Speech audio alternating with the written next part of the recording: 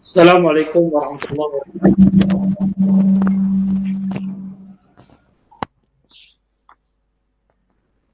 Innal hamdalillah nahmaduhu wa nasta'inuhu wa nastaghfiruh wa na'udzu billahi min shururi anfusina wa min sayyiati a'malina. May yahdihillahu fala mudilla lahu wa man yudlil fala hadiya lahu.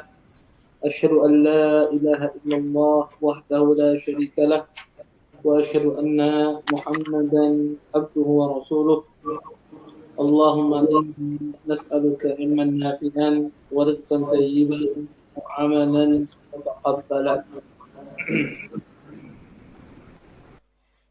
Kaum muslimin dan muslimat yang dimuliakan oleh Allah Subhanahu wa taala, alhamdulillah pada malam hari ini kita dapat berjumpa kembali dalam rangka mempelajari hadis-hadis Nabi sallallahu alaihi wasallam. Mudah-mudahan pertemuan kita pada malam hari ini mendatangkan berkah di sisi Allah Subhanahu wa taala dan kita dapat mengambil manfaat dari apa yang akan disampaikan nantinya. Baik. Kita masuk ya pada hadis 839, hadis Urwah Al-Bariki. An Urwah Al-Bariki radhiyallahu anhu anna Nabiyya sallallahu alaihi wasallam a'tahu dinaran ishtari bihi udhiyatan aw shatan fashtara shatain faba'a ihdahuma bidinar fa'atahu bishatin wa dinar fada'a lahu bil barakah fi bai'ihi fakana law ishtara turaban la rabiha fihi rawahu al-khamsah illa an-Nasa'i wa qad akhrajahu al-Bukhari dimni haditsin wa lam yasuq lafzahu. Dari Urwah Al-Bariki radhiyallahu anhu bahwasanya Nabi sallallahu alaihi wasallam pernah memberi beliau 1 dinar untuk membeli hewan kurban atau membeli seekor kambing. Maka dengan uang 1 dinar itu, Urwah ini pun dia membeli 2 ekor kambing. Kemudian kambing tersebut salah satunya dijual oleh Urwah Al-Bariki dengan harga 1 dinar.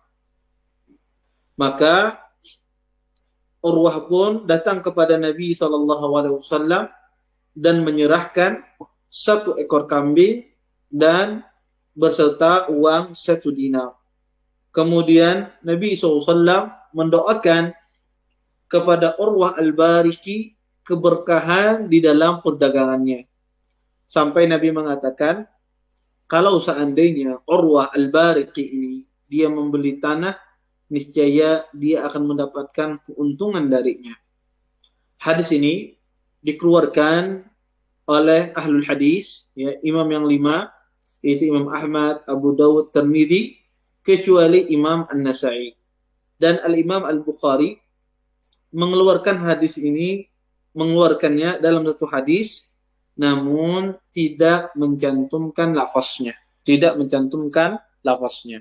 Baik. Kaum muslimin dan muslimat yang dimuliakan oleh Allah Subhanahu wa taala, hadis ini hadis yang sahih. Hadis ini hadis yang sahih. Hadis ini berbicara tentang masalah seorang sahabat yang diperintahkan oleh Nabi SAW untuk membeli seekor kambing. Jadi sahabat Urwah ini disuruh oleh Nabi untuk membeli seekor kambing dengan uang 1 dinar. Dengan uang 1 dinar. Kemudian sahabat ini pun pergi mencari kambing tersebut. Dan subhanallah, dengan uang 1 dinar, ternyata dia bisa membeli 2 ekor kambing. Dengan 1 dinar, dia dapat membeli 2 ekor kambing. Kemudian, kambing yang didapat tersebut dijual kembali. Satunya, karena Nabi butuh 1 saja. Kemudian beliau jual kembali. ya, yang 1 ekornya dan dapat uang 1 dinar. Akhirnya pun sahabat yang mulia ini datang kepada Nabi Sallam, mengasih kambing Nabi, ya, dan mengembalikan uangnya. Ya, uang yang disuruh untuk dibelikan kambing dikembalikan lagi oleh Urwah Al-Bariki. Ya. Kemudian Nabi pun mendoakan keberkahan kepada Urwah Al-Bariki ini. Semoga diberkahi di dalam perdagangannya. Baik. Hadis ini, ya, pertama, banyak sekali faedah yang bisa kita ambil dari hadis ini. Pertama, faedah yang bisa kita ambil dari hadis ini, bahwasanya boleh seseorang mewakilkan orang lain di dalam proses jual beli. Contoh misalnya, saya katakan, wahai fulan, tolong wakilkan saya untuk transaksi jual beli ini. Maka ini boleh. Tidak mengapa kita mewakilkan kepada orang lain dalam proses transaksi jual beli. Sebagaimana yang dilakukan oleh Nabi Sallam, mewakilkan kepada Urwah untuk membeli seekor kambing. Dan bisa ditarik kesimpulan dalam hal ini, ketika kita, ya, dalam hari raya Idul Adha biasanya kita sering menyembelih hewan kurban. Maka boleh seorang yang ingin berkurban kemudian mewakilkan orang lain untuk membelikan hewan kurbannya. Sebagaimana yang sering kita lakukan pada hari raya Idul Adha. Masjid-masjid, ya, membuka tentang masalah hewan kurban, ya. Maka boleh mewakilkan orang lain, ya, dalam membeli hewan kurban. Baik. Kemudian yang kedua, faedah yang kedua diambil dari hadis ini. Di dalam hadis ini bolehnya melakukan transaksi fuduli. Apa itu transaksi fuduli? Transaksi fuduli itu adalah seseorang, atau melakukan praktek fuduli itu adalah seseorang diwakilkan untuk melakukan sesuatu, tetapi dia malahan tidak sesuai dengan apa yang diperintahkan. Tidak sesuai dengan apa yang diperintahkan. Contoh, Urwah Al-Bariki ini, sahabat yang mulia ini, diperintahkan oleh Nabi untuk membeli 1 ekor kambing dengan uang 1 dinar. Tetapi apa yang beliau lakukan? Beliau membeli uang 1 dinar itu bisa dapat 2 ekor kambing. Sampai di sini tidak ada masalah.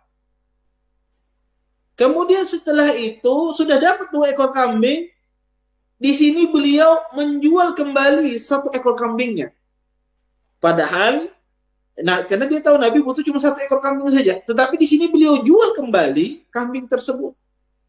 Ya. Padahal ini di luar dari perintah Nabi. Untuk menjual kembali kambing tersebut ini di luar perintah Nabi. Tetapi Urwah Al-Bariki ini berinisiatif, ya, dia berpikiran bahwasanya dia akan menjual kambing ini karena Nabi butuh 1, dan uangnya dikembalikan kepada Rasulullah SAW. Dalam hal ini berarti Nabi mendapatkan uangnya kembali plus mendapatkan 1 ekor kambing. Kata para ulama, praktek fuduli ini boleh apa tidak? Iya. Maka kalau ada misalnya Anda, ya, menyuruh, ya, anak buah Anda, tolong, ya, misalnya kalau tolong dijual HP ini, misalnya Anda tukang HP, jual beli HP. Kemudian Anda perintahkan kepada anak buah Anda, tolong HP ini dijual dengan harga 100.000. Ya, dijual dengan harga 100.000. Pokoknya antum, ya, jual dengan harga 100.000. Kemudian ada orang datang ke toko Anda, kemudian bertanya kepada HP ini. Padahal Anda memberitahukan, ya, dia ditaruh harganya 100.000. Ternyata ada orang datang ke toko Anda, kemudian dia bertanya, ada HP semacam ini, semacam ini? Ada, kata anak buah Anda. Kemudian ditampilkan HP yang Anda kasih tahu tadi. kata orang ini, Masya Allah, sudah HP ini ya saya beli, berapa harganya, kata pembeli. Kata anak buah Anda harganya 400.000. Kemudian dibeli oleh pembeli ini. Anak buah Anda di sini melakukan tasarruf fuduli. Ya, dia tidak sesuai dengan apa yang Anda perintahkan. Padahal dia adalah wakil Anda. Ya, padahal dia wakil Anda. Ya. Atau seseorang misalnya, ya, dia tahu, ya, ingin menjual mobilnya, ya, ya, dengan harga 50 juta. Kemudian mobil ini dia titipkan ke Anda. Afwan, anak titip mobil ini ke antum, ya, anak karena ada safar. Sekarang saya ada safar. Tolong antum pakai mobil ini, nanti kalau sudah saya balik dari safar saya ambil kembali. Dan dia tahu bahwasanya Anda tahu bahwasanya dia ingin menjual mobil ini dengan harga 50 juta. Kemudian teman Anda ini safar, dia menitip mobilnya ke Anda. Kemudian ada orang datang ke rumah Anda melihat mobil teman Anda tersebut. Kemudian dia nanya, ini dijualkah mobilnya? Kemudian kata Anda, ya dijual. Berapa? Kemudian kata Anda, harganya 150 juta. Padahal teman Anda tadi pengen dia dijualnya 50 juta saja. Tetapi orang ini menaruh harganya 150 juta. Kemudian dibeli sama orang ini. Dibeli sama pembeli ini. Datang teman Anda dari safarnya, mana mobil saya? Mobil antum sudah saya jual. Kan saya cuma nitip sama antum. Kenapa antum jual mobil saya? Kemudian orang mengatakan, saya jual 150 juta. Karena saya tahu antum pengen jual mobil ini 50 juta. Kebetulan ini ada orang menawar 150 juta. Jadi saya lepas mobil antum. Baik. Bagaimana hukum transaksi semacam ini? Ini disebut dengan transaksi fuduli. Ini disebut dengan transaksi fuduli. Melakukan transaksi di luar perintah. Kata para ulama, transaksi ini sahih kalau seandainya yang pemilik barang ya ridha terhadap tersebut. Maka transaksi ini menjadi sahih, ya, menjadi benar kalau seandainya pemilik barang ridha terhadap masalah ini. Tapi jika seandainya pemilik barang tidak ridha, ya, tidak ridha, maka transaksinya harus dikembalikan, dibatalkan. Maka kalau seandainya pemilik barang tidak ridha, maka transaksinya dibatalkan. Maka kesahihan transaksi semacam ini tergantung kepada pemilik barang. Maka jika pemilik barangnya ridha, maka transaksi ini tidak ada masalah.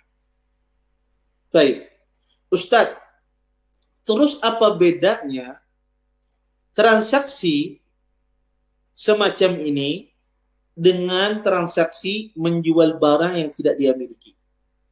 Sekarang orang ini menjual barang yang bukan dia miliki. Sedangkan kita diajarkan bahwasanya tidak boleh seseorang itu menjual barang yang tidak dia miliki.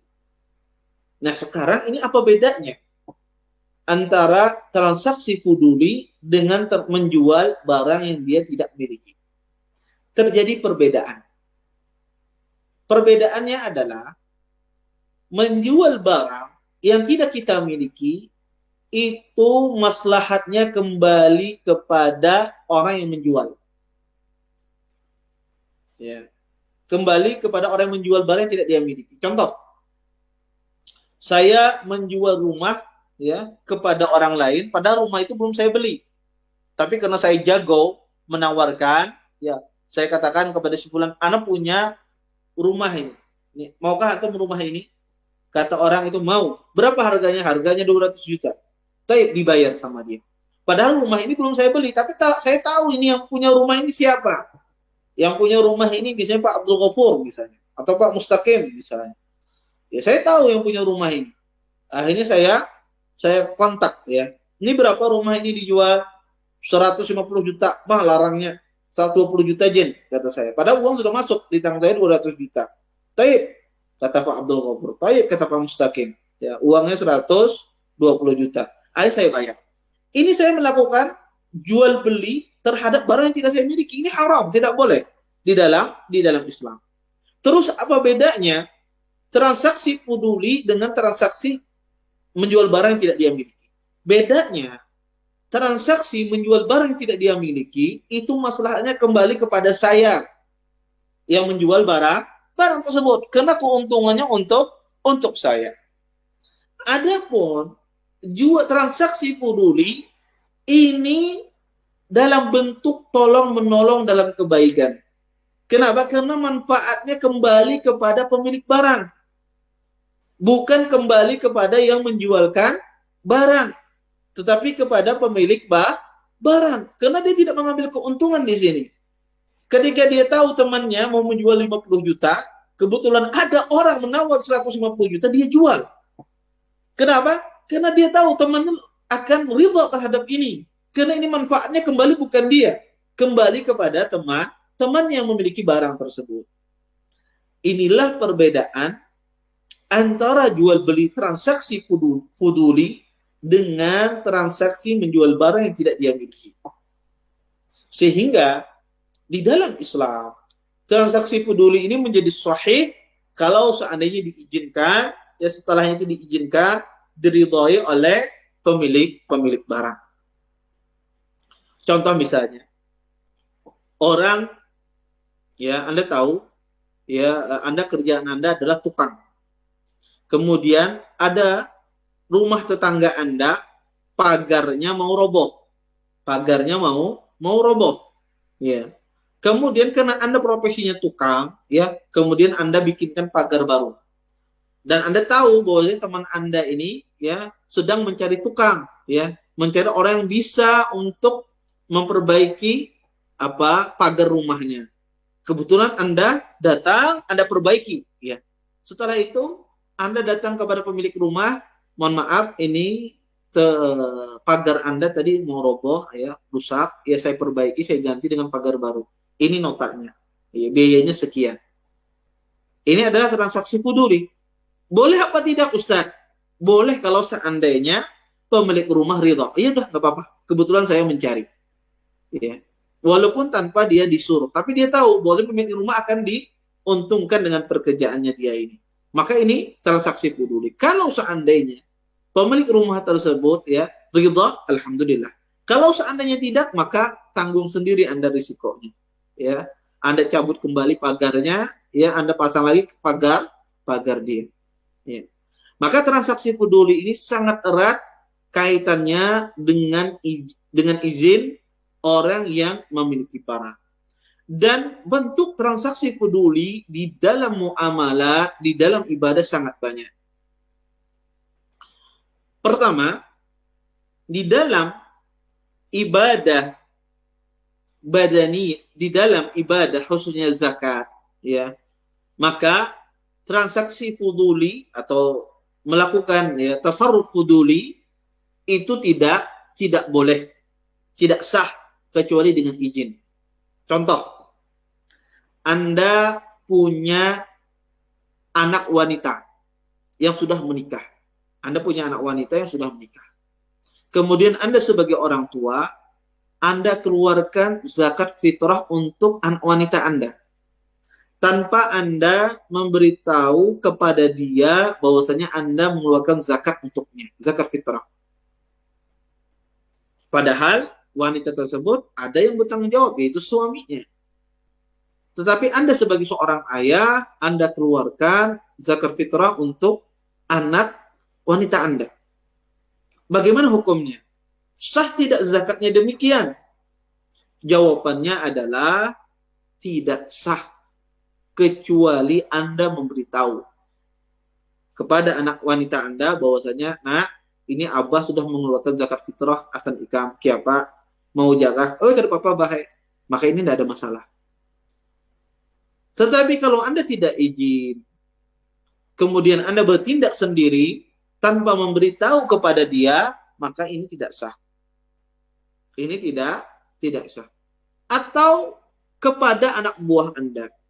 Ya, kepada anak buah Anda, ya, Anda keluarkan zakat fitrahnya.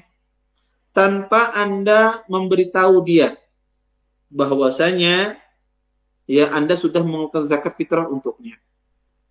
Kemudian setelah selesai Idul Fitri, ketemuan ya bilang, "Oh, tadi Anda mengeluarkan zakat fitrah untuk antum." Apa sah zakat fitrahnya? Tidak. Kenapa? Karena Anda tidak izin sebelumnya. Kalau dia mengizinkan, maka boleh. Maka boleh. Ini transaksi fuduli dalam masalah zakat.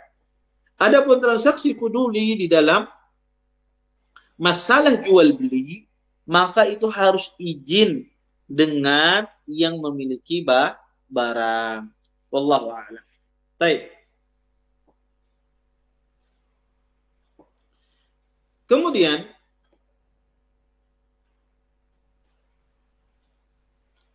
faidah yang ketiga dari hadis ini, bahwasanya boleh seseorang mengambil untung berkali-kali lipat di dalam jual beli. Ya.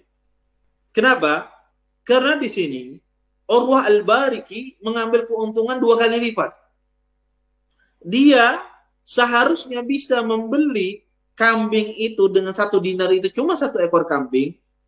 Urwah Al-Bariki bisa membeli 1 dinar dengan 2 ekor kambing. Kemudian dia jual kembali, ya, dia jual kembali 1 ekor kambingnya dengan 1 dinar. Ini keuntungannya 2 kali lipat. Urwah Al-Bariki keuntungannya 2 kali lipat. Oleh karena itu, kata para ulama, boleh seseorang mengambil keuntungan berlipat-lipat di dalam jual beli, karena tidak ada batasan tertentu dalam mengambil keuntungan. Kecuali jika seorang pembeli tersebut tidak mahir dalam menawar. Artinya si dia tidak bisa menawar, ya. Kenapa? Karena kada paham. Contoh, orang yang umrah misalnya datang ke Arab Saudi, masuk ke pasar, ya, diandak harga oleh orang-orang Arab. Berapa ini harga bajunya? 300 real, kata dia. Padahal harganya cuma 40 real. Orang Indonesia ketika bertanya demikian 400 real, 300 real, dia tidak pandai menawar. Pertama supan, yang kedua ketakutan, dicelengi oleh penjualnya ketika menawar, ya. Kemudian ya nggak bisa, dia nggak bagus menawar, nggak bisa. Kemudian dia beli dengan harga 300 real, ya, atau dengan harga 400 real. Padahal harganya cuma 40 real baju jubah tersebut. Balik dia ke kamar, betakun lawan kawan, oh sama, ikam nukar jubah yang samalah Al-Haramain, iya. Berapa ikam nukar? Aku nukar tadi 400 real. Aku tadi nukar cuma 40 real aja. Ya Allah. Ya, bedanya apa ini? Berkali-kali lipat. Ya. Di sini boleh nggak pembeli tersebut dia mengembalikan barangnya? Boleh. Kenapa? Karena dia tidak pandai menawar. Ya, dia tidak bisa menawar. Ya, dia tidak paham tata cara menawar. Ya, maka ini boleh dia mengembalikan barang tersebut. Atau barang tersebut memiliki harga yang sudah disepakati. Kemudian ada orang menjual barang tersebut dengan berlipat-lipat. Contoh, Anda beras, orang jual beras selitar harganya 13.000 misalnya. Ya. Kemudian ada orang datang ke toko Anda, berapa harga beras ini? 200.000 selitarnya. Kenapa jadi larang barang? Ini beras khusus di Kota Baru, atau beras khusus dari Batu Licin misalnya. Ya. Akhirnya orang beli. Sekalinya sampai di rumah, padahal bininya, ini beras saya beli 200.000. Larangnya, ya. Katanya ini beras bagus. Dilihat oleh istrinya, kada, ini beras itu 12.000 aja, diinjak di orang berjual misalnya. Ya. Maka dia boleh, si pembeli ini mengembalikan barang. Kenapa? Karena ada harga yang disepakati. Kemudian orang ini mengambil keuntungan berlipat-lipat. Dan pembeli ini juga tidak paham. Maka ini boleh. Dua keadaan ini boleh seorang pembeli mengembalikan barang. Tetapi selain dua keadaan ini, seorang boleh mengambil keuntungan berlipat-lipat. Ya. Pertama, ya, jika pembelinya bisa aja menawar, ya, tapinya emang kada mau menawar. atau pembelinya kalah pintar lawan penjual, penjualannya omongannya maut ya, omongannya luar biasa ya. Kalau menawarkan barang sudah tersihir orang, ya. Ditaruh aja berapa harganya, kalah gombalannya sama penjual ya. Penjualnya pintar sekali ya, berpantun-pantun, bersihir, akhirnya luluh hati apa? Pembeli ya. Maka boleh seseorang mengambil keuntungan berlipat-lipat. Bahkan bagi pembeli yang tidak bisa menawar, kemudian dia membeli barang dengan harga yang mahal, kemudian dia tidak mengembalikan, maka barang itu sah, tidak ada masalah, ya. Atau menjual barang yang memiliki harga standar, kemudian dibeli orang dengan harga mahal, maka jual belinya sah. Kalau seandainya orang yang mengembalikan, maka boleh kita kembalikan, ya. Kita kembalikan uang yang tidak mengapa. Tapi kalau seandainya dia tidak mengembalikan, maka halal uang tersebut. Transaksinya halal. Oleh karena itu, faedah yang ketiga dari hadis ini bahwasanya ya boleh mengambil keuntungan yang berlipat-lipat. Kemudian yang keempat, faedah dari hadis ini adalah bolehnya kita atau anjuran disunnahkan kita mendoakan kebaikan kepada orang yang berbuat baik kepada kita. Kalau ada orang yang berbuat baik kepada kita, kita doakan. Ya. Maka Nabi SAW di sini mendoakan kepada Urwah Al-Bariqi karena beliau berbuat baik kepada Nabi SAW. Disuruh untuk membeli kambing 1 dinar, malahan uang dinarnya dikembalikan, dikasih kambing pula. Ya. Ini apa? Ini adalah sebuah khidmah dan Al-Bariqi perbuatan baik beliau kepada Nabi SAW, dan Nabi pun mendoakannya. Maka kalau ada orang berbuat baik kepada kita, maka kita doakan. Ya, jangan sampai kadang-kadang orang ini bakhil, ya. Sudah orang berbuat baik didoakan pun kadang mau. Oh ya, sudah ya. Ya, terima kasih. Sudah selesai. Tidak didoakan, ya. Mudah-mudahan Allah ya menyehatkan antum, mudah-mudahan Allah Subhanahu wa taala meluaskan rezeki antum. Maka doakan. Ya, kadang-kadang kita terlupakan. Kadang-kadang sebagian kita ini kadang-kadang juga malu untuk mendoakan, ya. Sampai sebagian kita ini saking malunya untuk mendoakan kebaikan pun malu, ya, kepada orang yang berbuat baik. Maka doakan. Ketika kita melihat orang berbuat baik kepada kita, maka kalau kita bisa membalas, ya, dengan sesuatu yang semisal, maka ini bagus. Tapi kalau tidak bisa, maka kita doakan mudah-mudahan Allah Subhanahu wa taala menyehatkan beliau, keluarga beliau, ya, mudah-mudahan Allah misalnya luaskan rezeki beliau dan semacamnya. Maka ini adalah sunnah, ya, kita berbuat baik, mendoakan kebaikan kepada orang yang telah berbuat baik kepada kita. Baik. Kemudian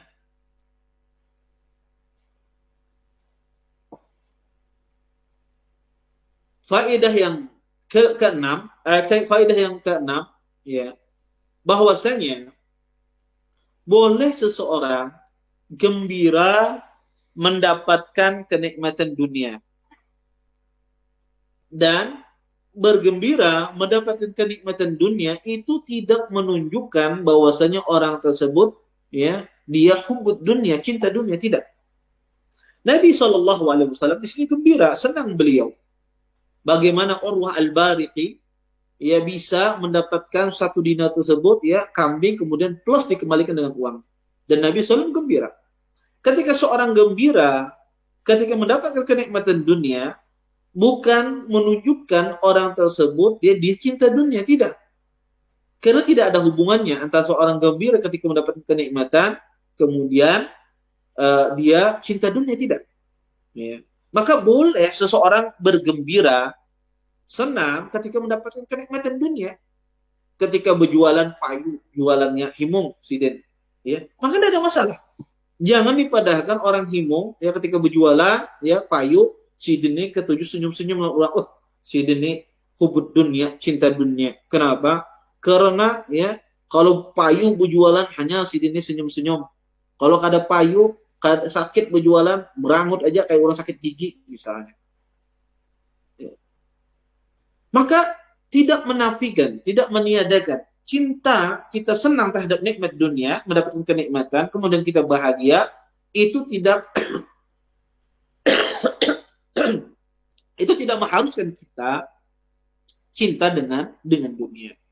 Kalau begitu Ustaz, apakah setiap kita mendapatkan nikmatan dunia, boleh kita berbahagia? Boleh. Boleh kita berbahagia. Silahkan. Dan silahkan seseorang menikmati kenikmatan yang dia dapatkan. Dia dikasih Allah kelebihan harta. Kemudian dia nikmati kelebihan harta tersebut dengan dia misalnya membeli mobil, membeli rumah, dan semisalnya. Dia nikmati fasilitas harta tersebut. Tidak ada masalah. Yang dilarang dalam Islam adalah ketika berlebih-lebihan. Ketika berlebih-lebihan menggunakan harta, itu yang dilarang. Ya. Atau seseorang gembira pada perkara dunia kemudian melupakan akhirat. Sibuk dengan perkara dunia sehingga apa? Sibuk berdagang, waktu azan, waktu sholat tidak ditutup tokonya karena sibuk dengan dunia. Ini yang dilarang. Ini apa namanya? Bahagia terhadap perkara dunia, tetapi dia melalaikan dia daripada mengingat Allah Subhanahu wa taala. Ini yang dilarang. Kalau seandainya tidak melalaikan dari mengingat Allah Subhanahu wa taala, maka ini tidak mengapa dan ini tidak diharamkan. Baik.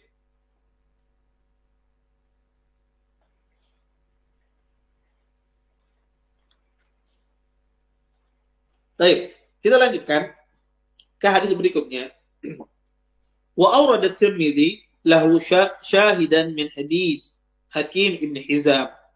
Dan Imam At-Tirmidzi rahimahullah taala ya mencantumkan juga syahid penguat dari hadis ini, yaitu dari hadis Hakim bin Hizam. Baik. Kita lanjutkan ke hadis berikutnya.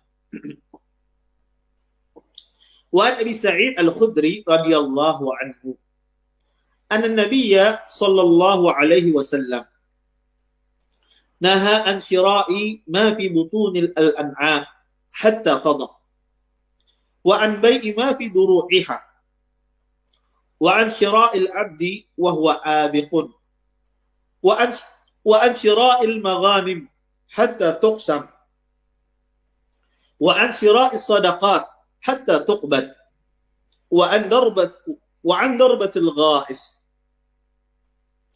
Rawahu Ibnu Majah wal Bazzar wa Daruqutni bi isnadin dha'if.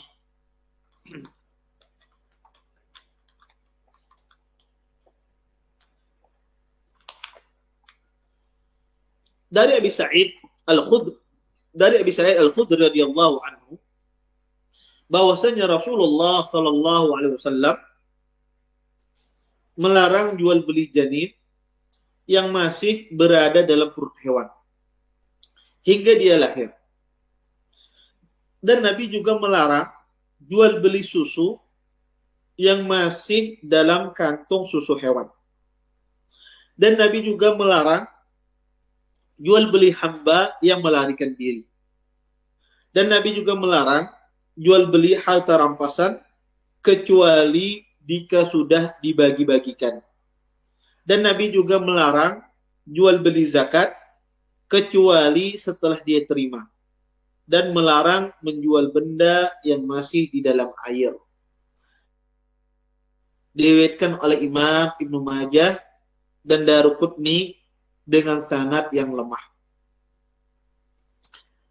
Kaum muslimin dan muslimat yang dimuliakan oleh Allah Subhanahu wa taala, kalau kita tinjau hadis ini dari sisi sanadnya, maka hadis ini adalah hadis yang lemah. Ya, hadis yang lemah karena di dalam sanadnya ada seorang rawi yang lemah. Oleh karena itu para ulama melemahkan hadis ini. Tetapi kalau kita tinjau dari sisi matanya, dari sisi konteks makna hadis ini, maka hadis ini walaupun dia lemah tapi maknanya benar. Maknanya sesuai dengan kaidah-kaidah fikih.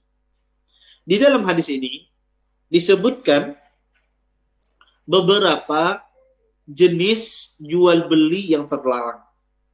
Yang pertama, disebutkan di sini adalah Nabi Shallallahu Alaihi Wasallam melarang jual beli janin yang masih berada dalam perut hewan hingga dia lahir. Kenapa dilarang menjual belikan janin yang masih berada dalam perut hewan sampai dia lahir? Kenapa hal ini dilarang? Karena tidak jelas apakah janin tersebut akan lahir dengan selamat atau tidak.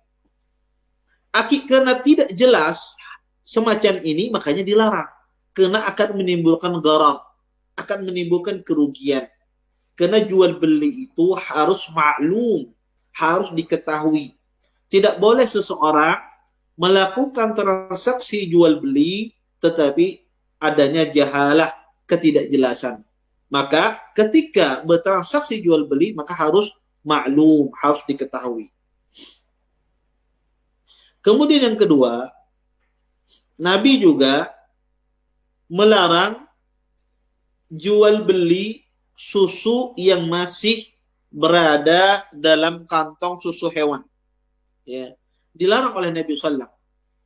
Ini seperti seseorang mengatakan, ya dia punya sapi perah, ya kemudian dia katakan, saya jual ya susu di dalam sapi perah ini hari ini. Dia tidak tahu berapa jumlahnya, berapa liter yang akan keluar. Tidak tahu, tapi dia jual semacam itu. Saya jual susu sapi dan perah ini dengan harga 300.000. Ya antum perah sepuas-puasnya. Ya atau antum perah, ya. Maka orang yang memerah ini bisa jadi dia dapatkan banyak, bisa jadi dia dapatkan sedikit. Ya karena tidak ada kejelasan. Maka ini juga dilarang oleh Nabi SAW. Dan Nabi juga melarang di sini adalah menjual hamba yang melarikan diri. Ya. Kenapa dilarang? Karena tidak jelas apakah bisa didapatkan hamba tersebut. Kalau dapat ya alhamdulillah. Kalau tidak dapat maka dirugikan orang yang membeli. Maka ini apa? Ghairu qadir al taslim. Syarat jual beli adalah bisa diserahkan. Sedangkan ini tidak mungkin bisa diserahkan. Maka ini dilarang oleh Nabi Shallallahu Alaihi Wasallam. Dan Nabi juga melarang jual beli zakat. Ya, ya seseorang ya menjual belikan zakat, ya dia tahu bahwasanya setiap bulan dikasih zakat fitrah, ya biasanya 10 kilo.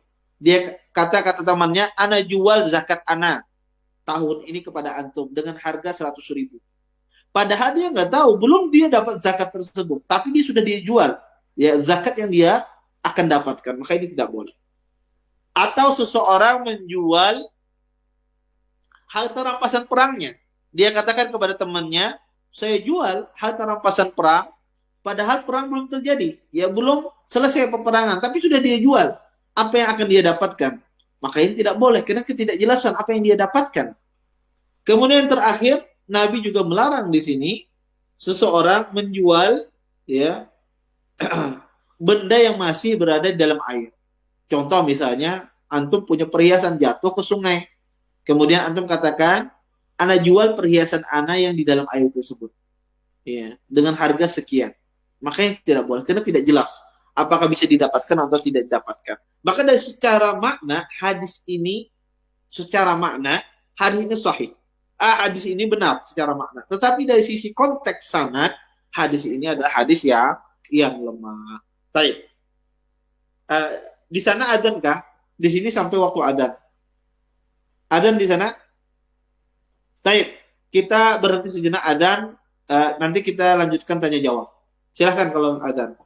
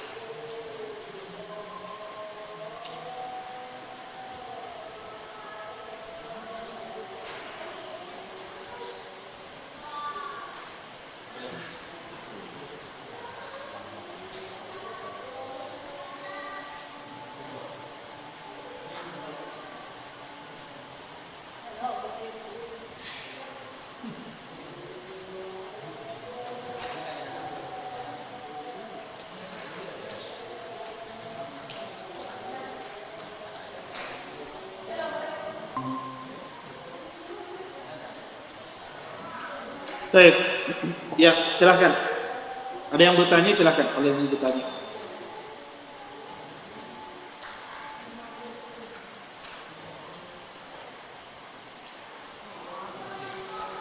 Assalamualaikum warahmatullahi wabarakatuh. Waalaikumsalam warahmatullahi wabarakatuh. Jadi mengenai tadi yang penyelam Ustaz, saya kan sering disuruh sama orang kapal apabila ada yang putus jangkarnya, tolong carikan saya penyelam. Biasanya itu penyelam itu sebelum bekerja dia menyampaikan biayanya sekian kalau saya dapat, tapi kalau tidak dapat nggak dibayar juga. Kemudian kadang penyelam juga ini dapat cari jangkar yang lain, dapat yang lain. Itu bagi dia itu halal nggak dia jual itu jangkar yang dia dapatkan itu, Ustaz? Sekian. Ya. Waalaikumsalam warahmatullahi wabarakatuh. Pertama, yang Anda lakukan jika ada seseorang menyuruh Anda cari jangkar ini, ya, karena di dalam lautan misalnya, nanti saya kasih gaji sekian, maka dapat tidak dapat Anda dikasih gaji, ya, dikasih uang. Maka ini sebetulnya bukan jual beli. Yang dilarang itu adalah jual belinya. Jual beli menjual sesuatu yang ada di dalam dasar lautan atau di dalam lautan. Itu yang dilarang. Kalau sedang yang Anda lakukan itu profesinya adalah jual beli, melakukan jasa, memberikan jasa. Maka memberikan jasa tidak ada masalah. Ya, karena Anda digaji karena jasa Anda untuk mendapatkan jangkar tersebut, sehingga yang Anda lakukan itu halal, tidak mengapa, entah itu dapat jangkarnya atau tidak, karena itu bukan jual beli, karena Anda memberikan jasa, transaksi jasa, bukan transaksi jual beli. Adapun yang kedua, pertanyaan yang kedua adalah berkaitan dengan disuruh mencari jangkar sekalinya dapat jangkar orang, ya, apa hukumnya? Boleh tidak saya jual kembali jangkar tersebut? Maka jawabannya tidak boleh, ya, karena itu punya orang, ya, kecuali punya orang, dan harus Anda umumkan selama 1 tahun. Jika seandainya 1 tahun tidak ada yang mengaku yang punya jangkar tersebut, baru itu boleh Anda gunakan, Anda jual. Maka ketika setelah 1 tahun lebih ternyata datang pemiliknya, Anda dengar dulu antum pernah mengumumkan jangkar ini jangkar saya, ya, kata antum sudah saya jual, kata pemiliknya tidak mau, saya ganti, maka antum harus mengganti biaya jangkar tersebut, ya. Jadi kalau mendapatkan jangkar orang diumumkan setahun. Kalau sudah 1 tahun lebih tidak ada yang datang, dan setiap minggu kita umumkan itu di tempat-tempat ramai, ya, kita umumkan, maka kalau seandainya 1 tahun tidak ada yang datang, maka itu milik antum, boleh antum jual belikan, ya, boleh antum jual belikan. Tetapi jika seandainya setelah di kemudian hari datang orangnya, maka harus diganti dengan nominal berapa biaya zakat tersebut. Wallahu a'lam. Ada lagi yang lain? Assalamualaikum warahmatullahi wabarakatuh. Waalaikumsalam. Oh, bagaimana kalau kita nih ada teman menjualkan mobil, katanya, aku terima beres 200 katanya. Ya, katanya terserah kamu mau jual berapa. Gimana itu, Ustaz, sistemnya? Ya, jazakumullah khair atas pertanyaannya. Ya, aku terima beres 200 terserah kamu, maka itu boleh, ya. Dia berprofesi sebagai wakil, maka boleh dia menjual di atas 200, maka tidak mengapa. Kalau seandainya pemilik barang sudah mematok keuntungan 200, ya, maka dia tidak mengapa dia jual 2,5, 300, 400, maka keuntungan di atas itu ya menjadi milik si wakil, menjadi milik si wakil yang dikasih tahu untuk dijualkan. Nah, maka yang menjualkan ini dia boleh mengambil keuntungan tersebut, ya, setelah pemilik barang menentukan bahwasanya dia bersihnya 200, maka lebih dari 200 itu keuntungan yang maklar ini. Wallahu a'lam. Dan ini tidak mengapa. Wallahu a'lam. Assalamualaikum Ustaz. Waalaikumsalam. Bagaimana kalau misalnya usaha sumur bor, Ustaz? Nah, ini kan ada tarif, misalnya dapat air sekian dan tidak dapat air sekian harganya. Itu gimana Ustaz, hukumnya? Kemudian yang kedua, Ustaz, di mana jual beli lahan sawit inti, sawit plasma, Ustaz. Yang pada umumnya kita nggak tahu lokasinya, cuma di wilayahnya aja gitu. Nah ini apakah termasuk gharar atau gimana, Ustaz? Ya, jazakumullah khair atas pertanyaannya. Pertama, sumur bor, ya. Dapat air sekian, kalau dapat air sekian, ya maka tidak mengapa. Ini adalah jual beli jasa, ya ini jual jasa, maka tidak ada masalah dalam hal ini, ya maka tidak mengapa kalau seandainya dia mematok sekian sekian, ya maka kalau seandainya ridha yang memanggil dia, maka tidak mengapa, ya itu sama seperti orang misalnya memperbaiki ada aliran tersumbat ya di kamar mandinya misalnya. Kata dia kalau saya bisa ya menghentikan sumbatan ini sekian biayanya. Kalau tidak bisa ya sekian, jasa capek. Maka tidak mengapa, ini jasa. Ini jasa, tidak ada masalah ya untuk dia mengambil baik itu berhasil atau tidak berhasil. Adapun yang kedua, kalau seandainya seorang jual membeli lahan, dia tidak tahu di mana tempatnya, ya dia tidak tahu tempatnya, tidak bisa dipastikan tempatnya di mana, tidak boleh, karena ini tidak jelas, harus ada kejelasan. Tetapi kalau ada kejelasan, bahwasanya tempatnya ini ada Google Map-nya, ada ukurannya sekian misalnya, dan ini benar-benar tempatnya, walaupun Anda tidak melihat tidak ada masalah. Yang penting itu bisa dibuktikan dalam bentuk misalnya bentuk sertifikat, ya sertifikat tanah, ya gambar tanah, ya semisalnya, maka tidak ada masalah, tidak harus lihat. Tapi kalau tidak bisa dibuktikan dalam bentuk sertifikat,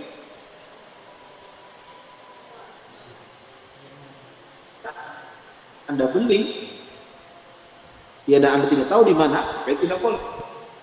Ya, masalah. Ya, walaupun tidak melihat ya tempatnya. Wallahu a'lam. Ada lagi yang lain? Assalamualaikum Ustaz. Waalaikumsalam. Baik, ini azan di sini. Omat. Kita berhenti di sini, insyaallah nanti minggu depan kita lanjutkan. Subhanallah. Nah, Assalamualaikum warahmatullahi wabarakatuh.